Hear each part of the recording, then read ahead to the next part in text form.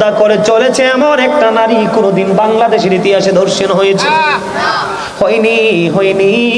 কারণ তুমি যে ল্যাংটা হয়ে, তুমি উদিনা হয়ে, তোমার বডিকে দেখি তুমি চলাফেরা করছো কেন? বলে হুজুর ল্যাংটা শব্দটা তো খারাপ, এটা ইউজ করলেন কেন? এটা ইউজ করেছি আমি নয়, এটা আমার নবী ইউজ করেছেন। আমার নবী, আপনার নবী বলেছেন, যেই নারী পোশাক পরার পরেও তার মাথার চুল দেখা যায়, যেই নারী পোশাক পরার পরেও তার বডি দেখা যায়, যে নারী পোশাক পরার পরেও তার অঙ্গ দেখা যায়, তোমরা ওই নারীকে কখনোই পোশাক পরিহিত নারী বলো না। ওই নারী হলো ল্যাংটা, ওই নারী হলো উলঙ্গিনী। কারণ নারীদেরকে পোশাক দেওয়া হয়েছে তার পুরো শরীরটাকে ঢেকে রাখার জন্য, এটা তার ফরজ। যেই মহিলা এই ফরজটাকে, আল্লাহর হুকুমটাকে মানলো না, হাদিস শরীফের অর্ডারকে মানলো না, তারা এবং আল্লাহ এবং আল্লাহর হাবিবের অর্ডারকে অমান্য করলো, তারা কখনোই ইসলাম প্রিয় হতে পারে না। বন্ধুরে আমার দিকে তাকান। আমার নবী হাদিস শরীফের মধ্যে এসেছে, হযরত আবু বকর সিদ্দিক রাদিয়াল্লাহু তাআলা আনহুর কন্যা হযরত আসমা রাদিয়াল্লাহু তাআলা আনহা আমার নবীজির কাছে গেলেন, গিয়ে নবীজিকে সালাম দিলেন। সালাম দেওয়ার পরে আমার নবীজি তার দিকে দৃষ্টি দিলেন। দৃষ্টি দেওয়ার পরে দেখলেন তার মাথায় বন্ধু পাতলা ওড়না। কি ওড়না? পাতলা ওড়না। ওড়নার ফাঁকি দিয়ে তার চুলগুলো দেখা যায়। বন্ধু তিনি কি করলেন? আমার নবীজির পবিত্র চেহারা মোবারক অন্যদিকে ঘোরালেন, ঘুরিয়ে তার দিকে আর তাকায় না। আমার নবী দেখে ডেকে বললেন, আসমা রে, মেয়েরা যখন নাবালিকা থেকে সাবালিকা হয়, একটু বড় হয়, তখন তাদের মোটা কাপড় পরে তার শরীরটা ঢেকে রাখা ফরজ। জোরে জোরে কন্যা সুবহানাল্লাহ। বন্ধু এই আসমা একদিন মা আয়েশা সিদ্দিকা রাদিয়াল্লাহু তাআলা আনহার সাথে যখন দেখা করলেন, তখন তিনি তার দিকে নজর দিলেন। নজর দিয়ে চাইয়া দেখলেন তার ওড়নাটা, তার জামাটা পাতলা। সঙ্গে সঙ্গে মা আয়েশা আসমার মাথা থেকে কাপড়টা নিয়ে তিনি হাতের সঙ্গে সঙ্গে বন্ধু ছিঁড়ে ফেলে দে। জোরে জোরে সুবহানাল্লাহ। বন্ধু নারীদেরকে কন্ট্রোল করার জন্য সে দায়িত্ব নিতে হবে আপনাকে। কারণ মেয়েরা জন্মের পরে বাবার ঘরে, উপযুক্ত হওয়ার পরে স্বামীর ঘরে, বাবা না থাকলে ভাইয়ের কাছে, ভাই এবং বাবা। আমাদের বাংলাদেশে একটা বন্ধুর আওয়াজ আছে, প্রত্যেকটা ছেলে যখন উপযুক্ত হয়, শেষ করে দিতাম, আচ্ছা শেষ করে দিব, দাঁড়ান দাঁড়ান, এটা না শেষ হতো না। আর মনে কথা না কমাইলে কি দড়ি কি শেষ করতে পারবো না। এই মুরব্বী মানুষ তো, ঝামেলা আছে, মুরব্বী মানুষ, বিচক্ষণ মানুষ, অবস্থা ভালো না। না না ঠিক আছে, আপনি যেটা বলছেন তা আমিও একমত। আসলে আসলে গড়িটাও একটু আমার সাথে দুষ্টামি করে স্টেজে উঠলে। আসলে আমি যখন বাইরে থাকি এটা একবারে স্লোলি হাঁটে, মাহফিল আর রইব। এটা আমি যখন কি করি, আমি যখন স্টেজের বাইরে থাকি এটা একদম স্লোলি হাঁটে, মানে ধীরে ধীরে হাঁটে। স্টেজে উঠলে এটাও যেন আমার সাথে কেমন জানি একটা আচরণ শুরু করে। ও মা না, কথা অনেক হয়েছে, আসতে না কথাই কথাই হয়েছে। আমার দাদা কইতেছে ঘড়ি আপনার সাথে কিছু করে নাই, কথাই হয়েছে। সুবহানাল্লাহ বলেন না, আরে জোরে, আরে জোরে। আমার দিকে তাকান বন্ধু, প্রত্যেকটা ঘরে ঘরে ছেলে যখন উপযুক্ত হয়, বাবা ধার্মিক বউ খুঁজে। পৃথিবীর ইতিহাসে এমন কোনো বাবা নাই যে ছেলের জন্য মডার্ন মেয়ে খুঁজে। আমার কথা বুঝবেন আমি কি বলতে চাই। প্রত্যেকটা বাবা তার সন্তানের জন্য মডার্ন বউ খুঁজে না, নামাজি বউ খুঁজে, নামাজি বউ খুঁজে। এখানে সমস্যা হলো আপনি আমি একদিকে সচেতন, আরেকদিকে অসচেতন। আমি আজকে আপনাদেরকে বলে দেই, মধ্যম বিজয়পুরের মানুষ, গোটা পৃথিবীর আমার মা বোনদেরকে বলবো গো, যারা মা হয়েছেন, বাবা হয়েছেন, তাদেরকে আমি বলবো, প্রত্যেকটা ঘরে ঘরে পর্দাশীল মেয়ে তৈরি করেন, তখন নামাজি বউ খুঁজতে হবে না। মেয়েকে পাঠিয়ে দিলেন শপিং মলে, বউ বানিয়ে আনতে চান নামাজি, কেন বুঝেন না? প্রত্যেকটা বাবার ঘর থেকে মেয়ে তো বউ হয়ে আরেকটা বাবার ঘরে যায়। প্রত্যেকটা বাবার ঘরে যদি মডার্ন মেয়ে তৈরি হয়, তাহলে অটোমেটিক্যালি মডার্ন বউ ঘরে যাবে। কথা বুঝে না? তাহলে নারীর পর্দার সম্পর্কে আপনাদের কি কালেকশন শেষ করে দিয়েছে। সম্মানিত উপস্থিতি, আসলে রাত্র অনেক হয়ে গেছে। না, আমার কথা শুনেন, আপনারা কেউ কষ্ট পায়েন না।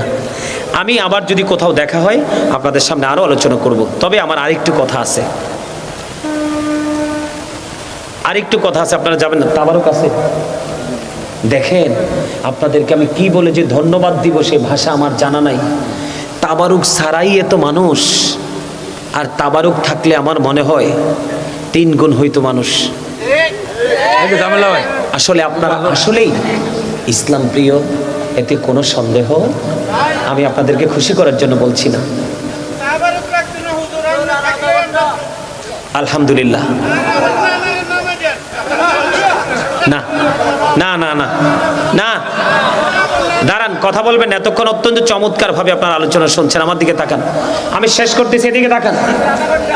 আমি আপনাদেরকে কি বলি, সম্মানিত উপস্থিতি, আমি আপনাদেরকে কি বলি শোনেন। কেন বললাম আপনাদেরকে এই কথাগুলো? কারণ আমাদেরকে একদিন যেতে হবে, এটা কিন্তু বাধ্যতামূলক। এই যাওয়া থেকে বাঁচার কোনো উপায় আছে? অল মেন উইল ডাই, সকল মানুষকে মরতে। একটা কোরআনের আয়াত আছে, কুল্লু নাফসিন যায়িকাতুল মাউত, ঠিক না? সম্মানিত উপস্থিতি, আমার দিকে তাকান।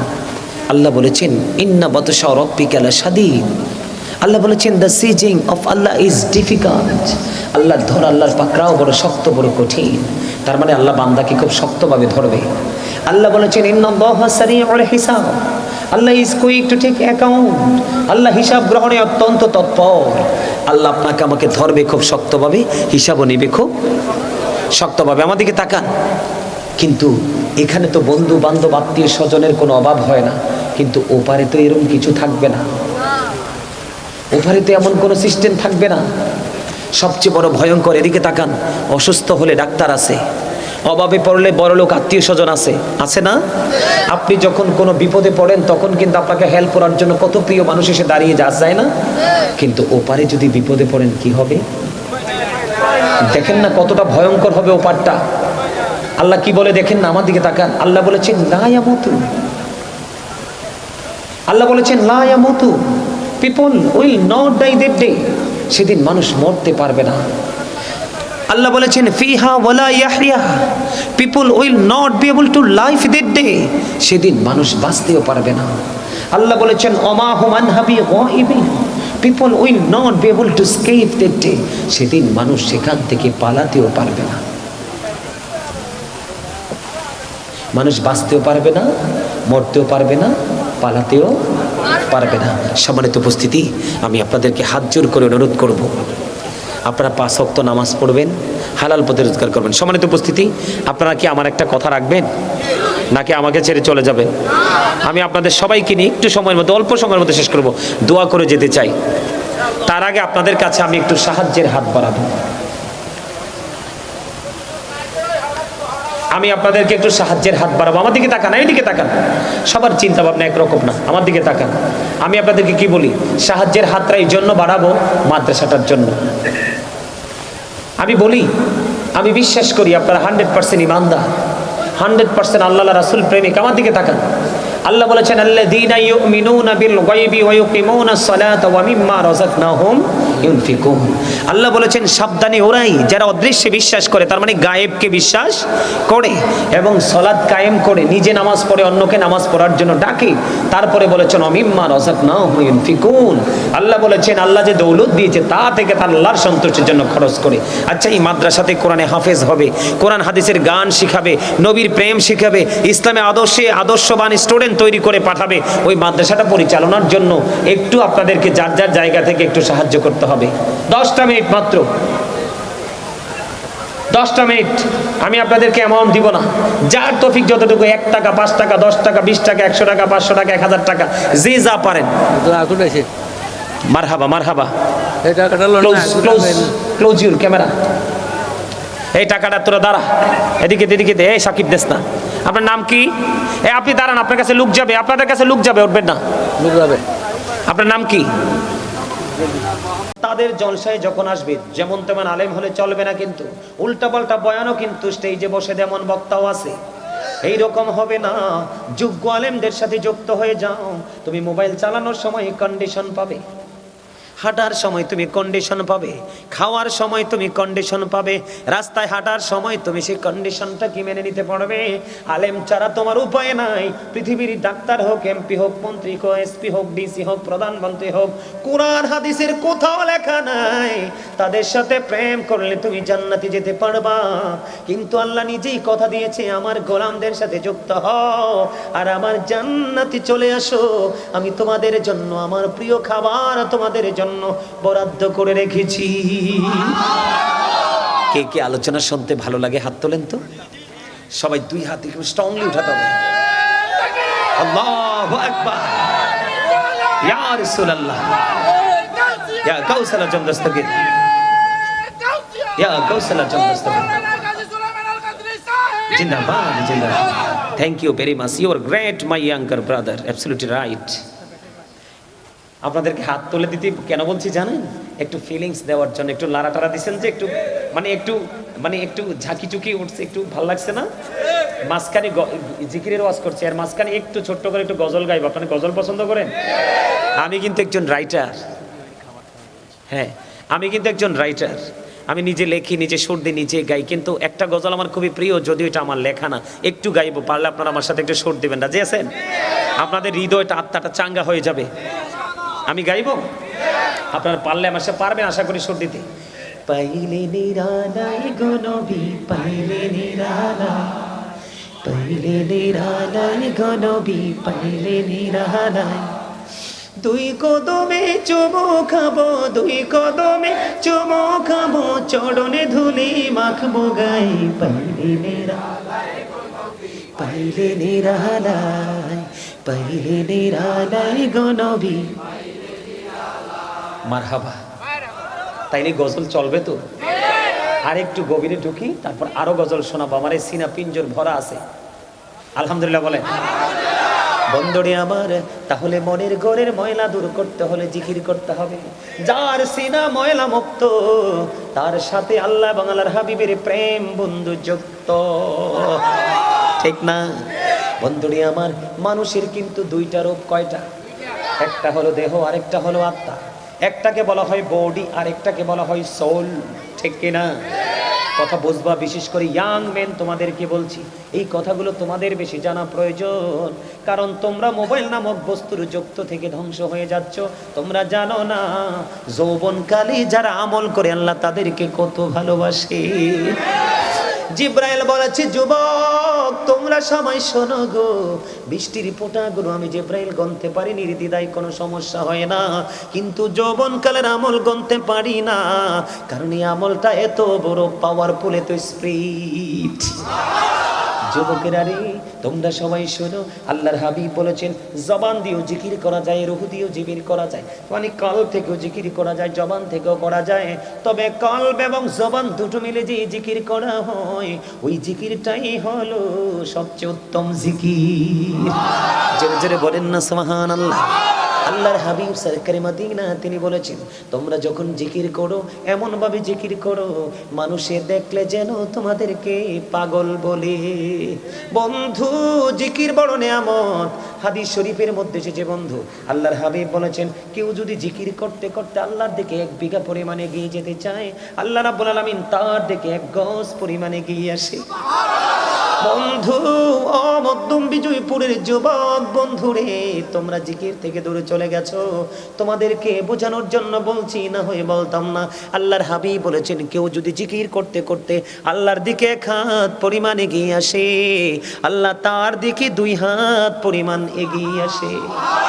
আরে বিজয়পুরের যুবক, এখন যদি তোমাদেরকে কেউ প্রশ্ন করে রে যে তুমি বলো তো তোমার আল্লাহ এখন কি করে, তোমরা বলে দিতে পারবা? আমি আজকে তোমাদেরকে শিখিয়ে দিয়ে যাই, তোমরা বলে দিবা এখন আল্লাহ কি করে, সেটা আমি কনফিডেন্সলি বলতে পারবো। বলো বলো গো, আল্লাহ এখন কি করে তুমি বলে দিবা। যদি তুমি জিকিররত অবস্থায় থাকো, তোমাকে যদি কোনো মানুষ প্রশ্ন করে বলে, বন্ধু আব্দুল কুদ্দুস রে তুই বল না তোর আল্লাহ এখন কি করে, তুমি সরাসরি উত্তর দিয়ে দিবে যে আমি এখন বলতে পারি আমার আল্লাহ আমার জিকির করে। এটা আমার কথা নয় বন্ধু, হাদিস শরীফের মধ্যে এসেছে। আল্লাহর হাবিব সরকারে মদিনা তিনি বলে দিয়েছেন, আমার কোন বান্দা যখন পৃথিবীর বুকে বসে বসে লোকাল কোন প্লেসে বসে বসে জিকির করে, হাবিব আপনি আমার উম্মত, আপনি আমার বান্দাগুলোকে জানিয়ে দেন আমি তাদের চাইতে উত্তম জলসায় আমি আমার বান্দার জিকির করি। আল্লাহর হাবিব বলে দিয়েছেন, হাবিব আপনি জানিয়ে দেন কেউ যখন আমার দিকে জিকির করতে করতে হেঁটে হেঁটে আসে, আমি আল্লাহ তার কাছে দৌড়ে চলে আসি। সুবহানাল্লাহ বলেন না, আর জোরে বলেন না সুবহানাল্লাহ। তার মানে আল্লাহ বলে, বান্দা সারা জীবন খুঁজলেও তুমি আমাকে খুঁজে পাবা না, আমি নিজে যদি তোমাকে ধরা না দে। আল্লাহ বলেছে, হাবিব আপনি জানিয়ে দেন আমার বান্দা জিকির করতে করতে আমার খোঁজ করতে থাকে, খোঁজেও পাবে না রে, আমি নিজেই দৌড়ে এসে তার কাছে ধরা দিয়ে দে। আল্লাহর হাবিব বলেছেন বন্ধু, হাদিস শরীফের মধ্যে এসেছে আল্লাহর বান্দা আল্লাহ সম্পর্কে যেমন ভাবে আল্লাহ ঠিক তার কাছে তেমন। আপনি যদি মনে করেন আমার আল্লাহ আপনার জন্য নেয়ামত, সত্যি আপনি যেদিকে যাবেন দেখবেন নেয়ামত। আপনি যদি মনে করেন কিয়ামত, আপনার কোথাও গেলে আপনি নিয়ামত খুঁজে পাবেন না।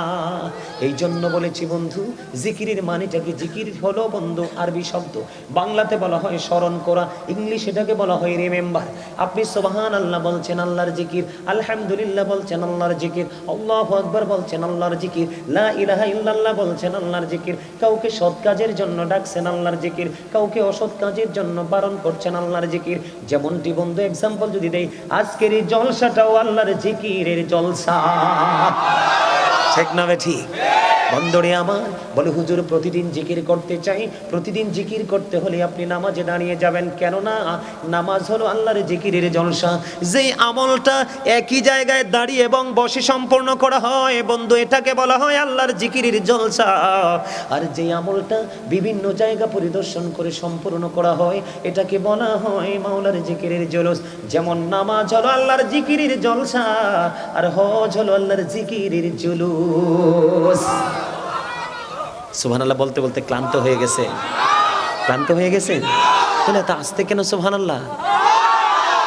আমার নবীনা বলছে সুবহানাল্লাহ জান্নাতের ফল জান্নাতীদের জন্য। আপনারা তো জান্নাতের বাগানের মেহমান, এইখানে চাইলেও কিন্তু আসতে না পারবে মালিক যদি না চায়। আপনাদেরকে কবুল করেছে এই জন্য এসেছেন, যাদেরকে কবুল করেনি তারা আসতেই। একজন আলেমের সাথে বন্ধুত্ব হওয়া, একজন আলেমকে হৃদয় থেকে ভালোবাসা, তার সংস্পর্শে থাকা, তাকে টেলিফোন করা, তার খোঁজখবর নেওয়া, এটা একজন সাধারণ মানুষ হিসাবে তার জন্য বিশেষ একটা নিয়ামত। আর জোরে সুবহানাল্লাহ। বন্ধুরে আমার, আমি আজকে আপনাদের সামনে গুরুত্বপূর্ণ দুইটা বিষয় নিয়ে আলোচনা করব, চিন্তা করে এসেছি। একটা হলো মদ সেবনের নেশাগ্রস্ত হওয়ার যেই অপকারিতা, যারা নেশা করে মদ পান করে যারা নেশাগ্রস্ত হয়, নেশাগ্রস্ত ব্যক্তিরা আল্লাহর কাছে কতটা অপছন্দের, সেই বিষয়ে একটু আলোচনা করব। শুনতে রাজি আছেন? আরেকটা বিষয় হলো নারী এবং পুরুষ, যুবক এবং যুবতী উভয় বন্ধু পর্দা হারিয়ে ফেলেছে। একটু পর্দা নিয়ে ওয়াজ করবো, রাজি আছেন নি শুনতে? ছোট্ট ছোট্ট টপিক আকারে, যেমন দুরুদ নিয়ে ছোট্ট টপিক, জিকির নিয়ে ছোট্ট টপিক, আনুষঙ্গিক আরো কথা তো আছেই, কিন্তু মূল আজকে আলোচনা করেছি দুইটা বিষয় নিয়ে আলোচনা করব, সিদ্ধান্ত করেছি। এর মধ্যে সর্বপ্রথম আলোচনা করব পর্দা নিয়ে, কারণ পর্দা নারী এবং পুরুষ উভয়ের জন্য ফরজ। ইচ্ছে করে ফরজ ছেড়ে দিলে সে কি নেককার না বদকার, জান্নাতি না জাহান্নামী? যদি অস্বীকার করে কাফের, ঠিক না ঠিক? বন্ধু আল্লাহ বলেছেন দুই ধরনের পর্দা। আমার দিকে তাকান, পুরুষের সম্পর্কে আল্লাহ এক ধরনের ওয়াজ করেছেন, নারী সম্পর্কে পর্দার এক ধরনের ওয়াজ করেছেন। আল্লাহ বলেছেন, ইয়া বানি আদামা কদ আনজালনা আলাইকুম লিবাসান ইউয়ারি সাওআতিকুম ওয়া রিশান ওয়া লিবাসুত তাকওয়া যালিকা খায়র। জোরে জোরে আল্লাহু আকবার। এটা হলো পুরুষের পর্দার ওয়াজ, আর নারীদের পর্দার ওয়াজ করেছেন আল্লাহ। কি বলবো? وقرن في بيوتكن ولا تبرجن تبرج الجاهلية الأولى। এখনকারটা হলো বন্ধু নারীর পর্দার ওয়াজ। একটু আগে যেটা বললাম সেটা হলো পুরুষের পর্দার ওয়াজ। সারা জীবন বন্ধু যুবক তোমরা শুধু নারীদের পর্দার ওয়াজ শুনেছো, আজকে তোমাদেরকে শোনাবো শুধুমাত্র একটা কারণে, তোমরা আমার প্রিয় রে, তোমরা আমার খুবই স্নেহের। কারণ এখানে যারা আছো ম্যাক্সিমামই তোমরা আমার স্টুডেন্টদের তুল্য। যেমন এটা আমার ছাত্র, আবার আমার ছোট ভাই, সেই সিসিএন ইউনিভার্সিটিতে পড়ে। আজকে বলছে ভাইয়ের সাথে ওয়াজে যাবো, আসতে সময় পায় না, আজকে বলছি তুই চল, আমার সাথে চলে আসছে। এই জন্য বলছি আপনাদেরকে বন্ধু আমার দিকে তাকান। আমি কি বলতে চাই যুবক, এটা তোমাদের জন্য গুরুত্বপূর্ণ একটা মেসেজ। এই জন্য আমি আজকে ওয়াজের শিরোনাম করেছি কি, ইয়াম আইয়ুহাল্লাযীনা আমানু কু আনফুসাকুম ও আহলিকুম নার। আল্লাহ বলেছেন O believer save yourself and your families from the fire.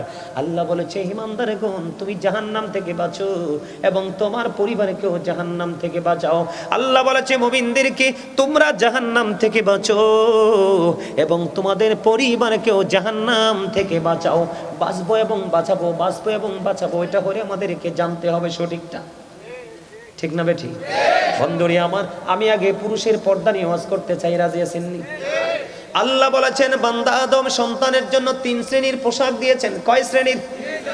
একটা হলো লজ্জাস্থান ঢাকার পোশাক, আরেকটা হলো সাজের পোশাক, আরেকটা হলো তাকওয়ার পোশাক। আল্লাহ বলেছেন লিবাসুত তাকওয়া যালিকা খায়র। আল্লাহর কাছে সবচেয়ে উত্তম পোশাক হলো বন্ধু তাকওয়ার পোশাক।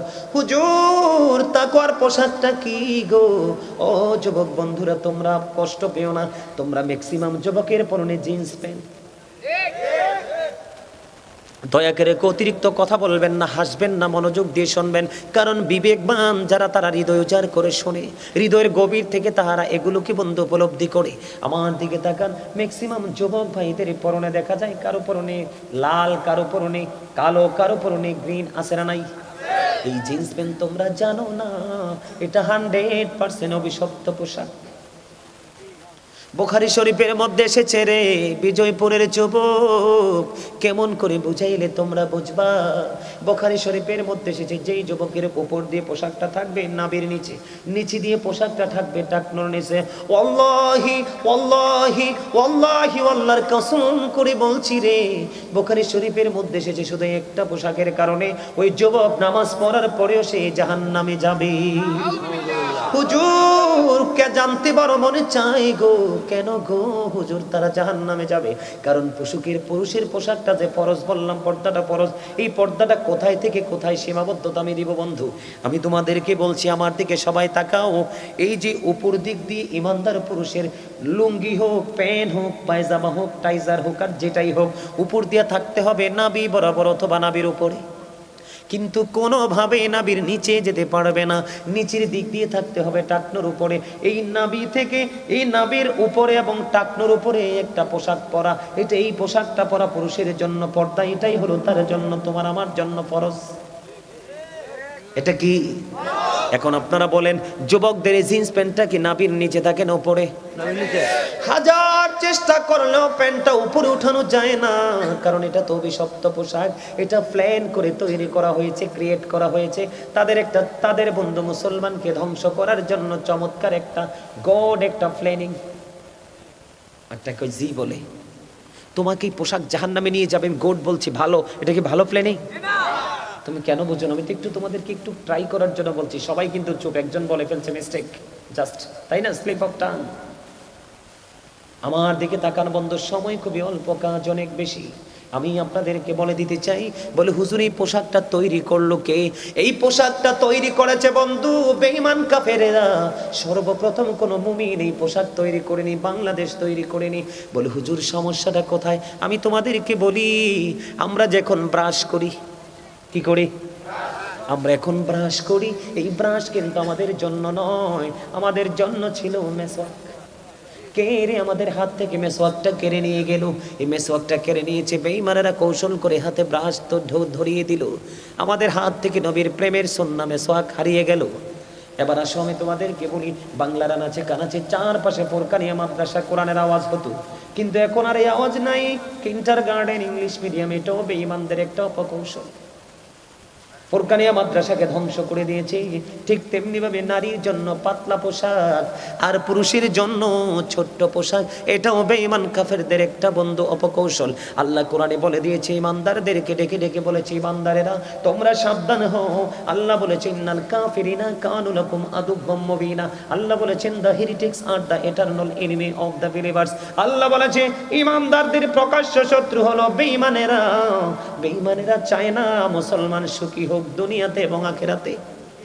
আপনারা ফিলিস্তিনের দিকে তাকান, ধ্বংস করে দিচ্ছে ইসরায়েলি ইহুদিরা, ঠিক না বেঠিক? আরো জোরে বলেন। এই জন্য বলছি যুবক, তোমরা যে জিন্স প্যান্টটা পরে মসজিদে যাও, আমি পরে আসছি, তার আগে আমি তোমাদেরকে বলে দিতে চাই, সাবধান করতে চাই, যদি তোমরা বিবেকবান হও আজকে থেকে অভিশপ্ত পোশাক ছেড়ে দেবে, আর বিবেকহীন হলে তোমরা পড়তে থাকবে। তবে ইনশিওর করে বলেছি, কোট করে বলছি, বুখারীতে এসেছে, আমি নিজের দুইটা চোখ দিয়ে দেখে হাদিসটা পড়েছি, ওই পুরুষগুলো জাহান্নামে যাবে, কেউ তাদেরকে বাঁচাতে পারবে না।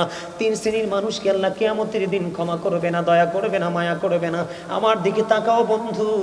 1 শ্রেণীর মানুষ হলো যারা অহংকার করে করে টাকনুর নিচে ঝুলিয়ে ঝুলিয়ে পোশাক পরে, নাউজুবিল্লাহ বলেন না, লুঙ্গি হোক, পেন হোক, পায়জামা হোক, ট্রাউজার হোক, যেই কোনো পোশাকই হোক। 2 নাম্বার হলো যারা মানুষের উপকার করে খোটা দেয়। 3 নাম্বার হলো আপনাদের এদিকে দোকানপাট ব্যবসা বাণিজ্য করে কি করে না? দোকানদাররা কৌশলে কাস্টমারকে ঠকায় কিনা?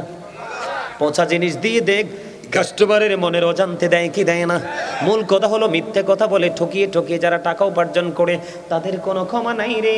ও বন্ধু, মসজিদে নববীর মধ্যে আমার নবী অবস্থান করতেছে, হঠাৎ করে এক জনৈক ব্যক্তি এসে নামাজের নিয়ত বেঁধে ফেললো। কথা বুঝবেন কিন্তু, গুরুত্বপূর্ণ হাদিস। তিনি নিয়ত বেঁধে ফেললেন, নিয়তটা বাঁধার পরে আমার নবী ডাক দিয়ে বললেন, তুমি ওযু করে আসো। লোকটা তো নিয়ত বেঁধে ফেলেছে, তিনি নামাজ নিয়ত ভেঙে ওযু করতে গেলেন। ওযু করে এসে তিনি আবার বন্ধ নামাজের নিয়ত বাঁধলেন। আল্লাহর হাবিব বললেন, তুমি ওযু করে আসো। তিনি তো নামাজের নিয়ত বেঁধে ফেলেছে, আবার নামাজের নিয়ত ভেঙে তিনি ওযু করতে গেল। ওযু শেষ হওয়ার পরে বন্ধু আবার তিনি নামাজে এসে দাঁড়ালেন, ওযু করে এসে তৃতীয়বার বললেন, ওযু করে এসো। আরেকজন নবীকে প্রশ্ন করলেন, ইয়া রাসূলুল্লাহ, ইয়া হাবিবাল্লাহ, নবী গো, ও প্রাণের নবী, বারবার কেন বলছেন ওযু করার জন্য? আমার নবী বললেন, রে আমি বারবার কেন বলছি ওযু করার জন্য? তোমরা জানো না সেই যে পোশাকটা পরেছে শরীয়তের সীমা লঙ্ঘন করেছে। আল্লাহ রাব্বুল আলামিন পবিত্র কালামে হাকিমে বলে দিয়েছেন, উপর দিয়ে নাভির উপরে থাকতে হবে বা নাভি বরাবর থাকতে হবে, নিচের দিক দিয়ে এটা টাকনুর উপরে থাকতে হবে।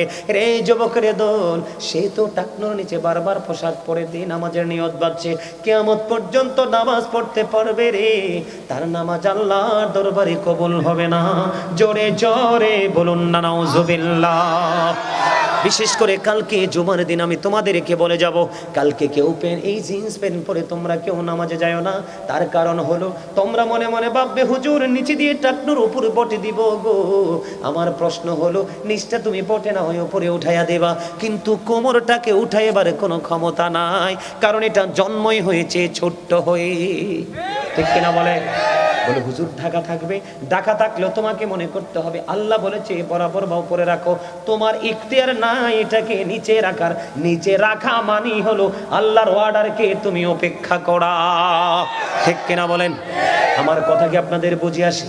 আবার হযরতে আবু বকর সিদ্দিক রাদিয়াল্লাহু তাআলা আনহু প্রশ্ন করলেন, ইয়া রাসূলুল্লাহ, নবী গো, প্রাণের নবী, জানতে বড় মনে চায় গো, আমি সব সময় আমার পোশাকটা টাকনুর উপর রেখে পড়ি গো নবী, মনের অজান্তে টাকনুর নিচে চলে আসে। ইয়া রাসূলুল্লাহ, আমি কি সাজার অন্তর্ভুক্ত হব? আমার নবী বললেন, না না, যারা ইচ্ছে করে জেনে বুঝে টাকনুর নিচে পড়ে তারা সাজার অন্তর্ভুক্ত, কিন্তু যাদের পোশাকটা টাকনুর নিচে চলে যায়, মনে যখন হয় আবার তারা উপরে ওঠায়, তাদের জন্য কোনো সাজা নাই। আমি তোমাদেরকে বলি যুবক, তোমরা যে টি শার্ট পরে যাও, একটা কোল গলার হলা গেঞ্জি পরে যাও, তোমরা জানো না তোমরা যখন রুকুতে যাও, তোমরা রুকুতে যাওয়ার পরে রুকুতে যখন যাবে 100% বলছি রে, পিছনের কাতার থেকে নিশ্চিত তোমার লজ্জাস্থান মানুষ দেখতে পায়। কথা বলেন না কেন? আমার কথা কি আপনাদের বুঝে আসে? এটা আমার কথা না, কোরআন হাদিস থেকে সংগ্রহ করা বন্ধু। যার লজ্জা নাই তার ঈমান নাই, যার ঈমান নাই তার আমল করে কোনো লাভ নেই। কথা বলেন না কেন? কখনো কোনো মুমিন তার এই গোপন অঙ্গ অন্যকে দেখাইতে পারে না। এখন দেখাইলে সমস্যাটা কি? তোমার গোপন জায়গা ঢেকে রাখার জন্য আল্লাহ পোশাক দিয়েছে। কারণ আল্লাহ রাব্বুল আলামিন বলে দিয়েছেন, বলবো লাকাদ খলাকনাল ইনসানা ফি আহসানি তাকওয়িম। আল্লাহ মানুষকে সুন্দর করে বানিয়েছে, এই সুন্দর মানুষকে আরো সুন্দর রাখার জন্য পোশাক দিয়েছে, তুমি লজ্জাস্থান দেখানোর জন্য না।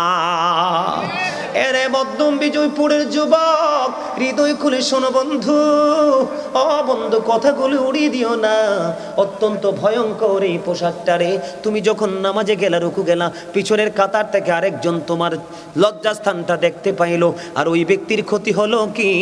ওই ব্যক্তির ক্ষতি হলো তার চোখের জিনা হয়েছে। কারণ জিনাল আইনুন নাজরু, চোখের জিনা হলো, চোখের পাপ হলো নোংরা জিনিস দেখা। এখন তুমি নও, তুমি তোমার গোপন লজ্জাস্থান দেখিয়ে রেখেছো। চোখের কাজ কি দেখা নাকি বন্ধ করে রাখা? তুমিও পাপী, তুমিও জাহান্নামী, আরেকজনকেও তুমি জাহান্নামী বানিয়েছো। এই জন্য বলছি, আগামী কালকে জুমার দিন বিজয়পুরের যুবক, তোমরা জিন্স প্যান্ট অভিশপ্ত পোশাক ছেড়ে দিও। আগামী কালকে থেকে বলো, হুজুর আমরা তো অফিসিয়াল জব করি, সমস্যা নাই। দর্জি দোকানে যাবে তোমরা, দর্জি দোকানে গিয়ে মাজা বরাবর মাপ দিয়ে প্যান্ট বানাবা, শু পরবা, টাকনোর উপরে প্যান্টটা থাকবে। দেখবে তুমি এইভাবে একটা প্যান্ট পরে তুমি ছবি তুলে তোমার আপনজনকে দেখাবা, অথবা এইভাবে প্যান্টটা পরে তোমার ঘরের সদস্যকে দেখাবা, জিন্স প্যান্টটা পরে ঘরের সদস্যকে দেখাবা। তাদেরকে বলবে, তোমরা বিচার করো আমার ওই পোশাকটা সুন্দর নাকি জিন্স প্যান্টটা সুন্দর।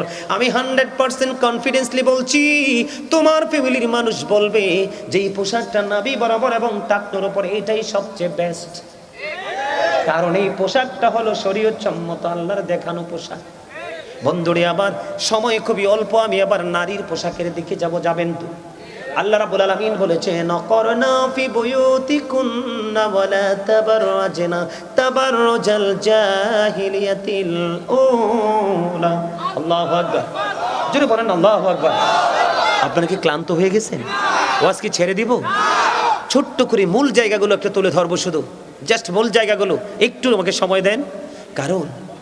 কারণ জীবনটা কখন যে কার ধ্বংস হয়ে যাবে আমি আপনি কেউ জানি না। জীবনে মৃত্যুবরণ করার আগে আমার দিকে তাকান, মৃত্যুর 1 সেকেন্ড আগেও যদি আপনি একটা তথ্য জেনে আমল করে যান, কেঁদে কেঁদে আল্লাহকে যদি বলেন, আল্লাহ গো, জীবনে তো শুনিনি, শুধু মৃত্যুর কিছুক্ষণ আগে বা একদিন আগে গাজী সুলাইমান থেকে বক্তব্যটা শুনে তো আমল ধরেছি। আল্লাহ, অতীতের কর্মের জন্য আমি অনুতপ্ত, অনুশোচনা করছি। এই ভাবতে ভাবতে যদি মনের অজান্তে চোখের পানি চলে আসে, আল্লাহর হাবিব বলেছেন, চোখের পানিটার পরিমাণটা যদি মাছির মাথার সমপরিমাণ হয়। কিসের সমপরিমাণ? মাছির মাথার সমপরিমাণ হয়। আল্লাহ বলেছেন, আমি তোমার জন্য জাহান্নামকে হারাম করে দিলাম। আরো জোরে বলেন না সুবহানাল্লাহ। বন্ধুরে আমার, নারীর পর্দার কথাটা এই কারণে বলতে হবে, আপনার বোন যদি বেপর্দা হয়, আপনার বিবি যদি বেপর্দা হয়, আপনার মহিলা সদস্য যদি বেপর্দা হয়, আপনার বিবি যদি বন্ধু বেগানা পুরুষের সাথে কথা বলে উদিলা হয়ে মানুষের সাথে দেখা করে, আপনি তাকে বারণ করলেন না, আপনার উপাধি হবে আপনি দায়ুস। পুরুষ দায়ুস কি? ওই দায়ুস পুরুষ, তার জন্য বরাদ্দ বন্ধ বর্ণনীয় কষ্টের জায়গা জাহান্নাম। বন্ধুরে আমার, হযরতে সালমা রাদিয়াল্লাহু তাআলা আনহা থেকে বর্ণিত, তিনি বললেন, মাইমুনা সহ আমি নবীজির দরবারে উপস্থিত ছিলাম। কোথায়? আমার দিকে তাকান। নবীজির দরবারে যখন আমি উপস্থিত হলাম, উপস্থিত হওয়ার পরে দেখলাম উম্মে মাকতুমের পুত্র আব্দুল্লাহ আসতেছে। এবার আমার নবী ডেকে ডেকে বললেন, তোমরা এখান থেকে আত্মগোপন করো। এবার আমরা বললাম, ইয়া রাসূলুল্লাহ, আব্দুল্লাহ তো অন্ধ। নবীজি বলেছেন, আব্দুল্লাহ হয়তো অন্ধ, কিন্তু তোমরা তো অন্ধ না। দেখেন নারীদের পর্দাটা কত গুরুত্বপূর্ণ। আল্লাহ বলেছেন, তোমরা ওই জাহিলি যুগের নারীদের মতো তোমরা না বেগানা পুরুষদেরকে তোমাদের রূপ দেখাইও না, তোমরা তোমাদের ঘরে বাড়িতেই অবস্থান করো। জোরে জোরে কন্যা সুবহানাল্লাহ। দেখেন নারীদের পর্দা কত গুরুত্বপূর্ণ। আপনার একটা নারী, একটা পুরুষ, অন্ধ পুরুষ হেঁটে যায় কি করে? বাড়ির আঙ্গিনায়, রাস্তায়, যেখানে থাকুক না কেন, আল্লাহর নবীর হাদিস অনুযায়ী আপনি কি করতে পারবেন না? অন্ধ পুরুষের দিকেও নজর দিতে পারবেন না। আল্লাহর হাবিব বলেছেন, যেখানে কোনো বেগানা নারী থাকে, তার মানে তার স্বামী বাড়িতে নাই। কি নাই? যেই নারীর স্বামী বাড়িতে নাই তোমরা ওই নারীর সাথে দেখা করো না, কারণ যেখানে বেগান একজন পুরুষ থাকে, বেগান একজন নারী থাকে, এখানে থার্ড পারসন থাকে শয়তান, তখনই নারী পুরুষ ব্যভিচারে লিপ্ত হয়। ঠিক কিনা বলে? আমি আমার মা বোনদেরকে বলবো, যাদের স্বামী বিদেশে আছে অথবা বড় অফিসিয়াল জব করে, তুমি এক জেলায়, তোমার স্বামী আরেক জেলায়, স্বামী বাড়িতে না আসা পর্যন্ত তুমি সুন্দর পোশাক পরিধান করো না, তুমি ভালো করে সাজগোজ করো না, কারণ তোমার দিকে বেগানা পুরুষের দৃষ্টি যাবে। আল্লাহর হাবিবকে প্রশ্ন করা হলো, ইয়া রাসূলুল্লাহ, দেবর সম্পর্কে আপনি কি বলবেন? আমার নবী বললেন, একটা নারী তার দেবরের সাথে দেখা করার চাইতে তার মৃত্যু অনেক ভালো। জোরে জোরে বলেন না নাউজুবিল্লাহ। এখন অনেক স্বামী, অনেক বিবি আছে বন্ধু, দেবরের চেয়ে স্বামীর চাইতে দেবরের সাথে প্রেম বেশি। আমার কথা বলেন ঠিক না বেঠিক? আল্লাহর হাবিব সরকারে মদিনা তিনি বলে দিয়েছেন, আমাদের মধ্যে কিন্তু কিছু মর্দা মহিলা আছে। মর্দা মহিলা তাদেরকে বলা হয় যারা পুরুষের মতো চলাফেরা করে, পুরুষের মতো পোশাক পরে, পুরুষের বন্ধু জুতা পরে, প্যান্ট শার্ট পরে, তাদেরকে বলা হয় মর্দা মহিলা। আল্লাহর হাবিব সরকারে মদিনা তিনি বন্ধু বলে দিয়েছেন, তিনি বলে দিয়েছেন মর্দা মহিলাদের জন্য জাহান্নাম বরাদ্দ, আর জাহান্নামের মধ্যে তাদের জন্য খাবার বরাদ্দ। কি বরাদ্দ? এই খাবারটার নাম হলো তিনাতুল খাবাল। এদিকে তাকান, খাবারটার নাম কি? তিনাতুল খাবাল। ইয়া রাসূলুল্লাহ, ইয়া হাবিবাল্লাহ, নবী গো, ও প্রাণের নবী, এই তিনাতুল খাবালটা কি গো নবী? আমার নবী বললেন, এই তিনাতুল খাবালটা হলো আরেকটা জাহান্নামের নিংড়ানো রক্ত পুজ অথবা ঘাম। আওয়াজ তুলে বলেন না নাউজুবিল্লাহ। আমার কথা কি বুঝছেন? তার মানে দায়ুস যে মহিলাগুলো হয়েছে, তারা পর্দার বাইরে চলে গেছে, স্বামীর কথা অমান্য করেছে, কোরআন হাদিসের কথাকে অমান্য করে তারা দেদারসে চলছে। এখন অনেক মহিলা আছে না জিন্স প্যান্ট পরে, দেখেন, আমি আপনাদেরকে হাসার জন্য বলছি না, আমি কিন্তু আমার পুরো পরিবারের চাহিদা মিটাই, আমার পরিবারের পুরো শপিং কিন্তু আমি করি, কোনো মহিলা কিন্তু ঘর থেকে বের হয় না। আমার দিকে তাকান, আমি আপনাদেরকে বলি, দেখেন মার্কেটে গেলে দেখবেন আমরা পুরুষ যারা, তাদের একটা শার্ট, একটা প্যান্ট, একটা লুঙ্গি, একটা গেঞ্জি, একটা পাঞ্জাবি ছাড়ার কিচ্ছু নাই। পুরো মার্কেট জুড়ে নারীদের যে 3 piece, 2 piece, 1 piece, Jamdani sari, কাতান শাড়ি, কত ধরনের বেনারসি শাড়ি, দেখেন কত নির্লজ্জ, কত বেহায়া, কত অসভ্য।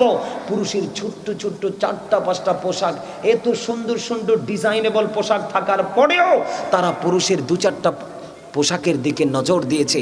ওই মহিলাগুলো হলো মর্দা মহিলা, তাদের জন্য ভয়ঙ্কর জাহান্নাম বরাদ্দ। দেখবেন মহিলাদের কত সুন্দর সুন্দর জুতা, দেখলে চোখ জুড়িয়ে যায়, কত সুন্দর সুন্দর পেন্সিল শু আছে না, হিল আছে না, কত ফ্ল্যাট আছে না, কত ডিজাইনেবল জুতো। এত সুন্দর জুতো থাকার পরেও দেখেন পুরুষের কেস নিয়ে টানাটানি।